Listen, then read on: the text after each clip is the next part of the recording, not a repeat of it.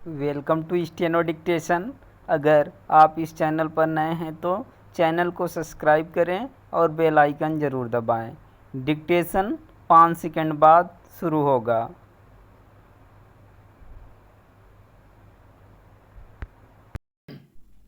Start. अध्यक्ष जी, किसी भी देश की विदेश नीति अपने में कोई स्वतंत्र नीति नहीं होती है, वरन वह किसी देश की आंतरिक नीति को स्पष्ट करती है। उदाहरण के लिए हम अमेरिका को ले सकते हैं। उसने अपने यहाँ अधिक अन्न पैदा किया और जब उसके पास अनाज फालतू बच गया तब वह अपने बकाया अनाज की बिक्री के लिए ऐसे देशों की तलाश करने लगा जो उधार पर माल ले सकते हों।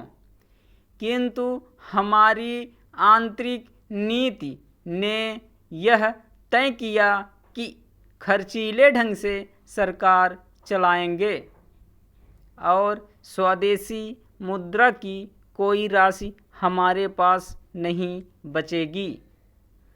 हमने कर भी लगा दिए और मुद्रा प्रसार भी कर दिया।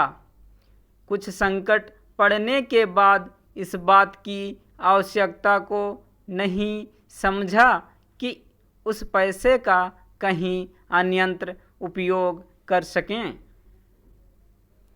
श्रीमान, मुझे माननीय प्रधानमंत्री जी के इस कथन पर दुख होता है कि दुनिया के अमीर और गरीब देशों का अंतर लगातार बढ़ता जा रहा है। मैं उनसे यह पूछना चाहती हूँ कि भारत की विदेश नीति ने उस अंतर को घटाने की क्या कोशिश की है?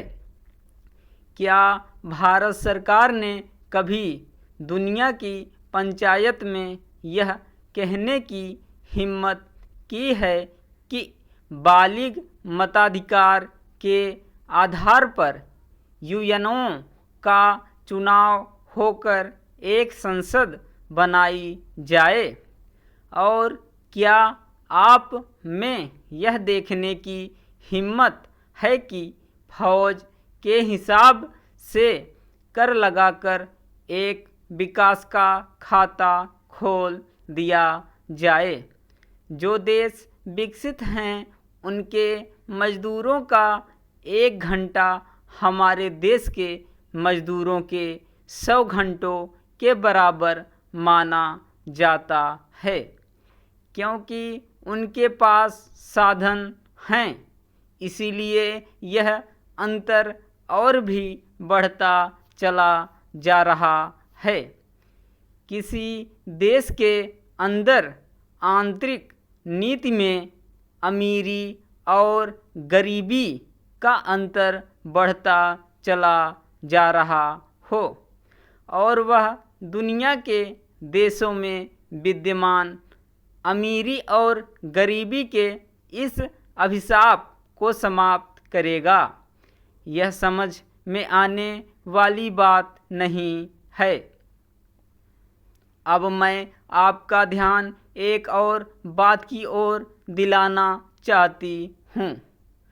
पूर्वी जर्मनी को मान्यता देते हमें परेशानी होती है, इसलिए कि शायद पश्चिमी जर्मनी को बुरा लगे, लेकिन पश्चिमी जर्मनी ने तो अपनी रक्षा का भार दूसरों पर छोड़ दिया है। उसने अपनी पूरी शक्ति इस बात पर लगा दी है कि अधिक से अधिक उत्पादन किया जाए। आपने जो समय दिया उसके लिए मैं आभार प्रदर्शन करता हूँ और आपका धन्यवाद करता हूँ। स्टॉप।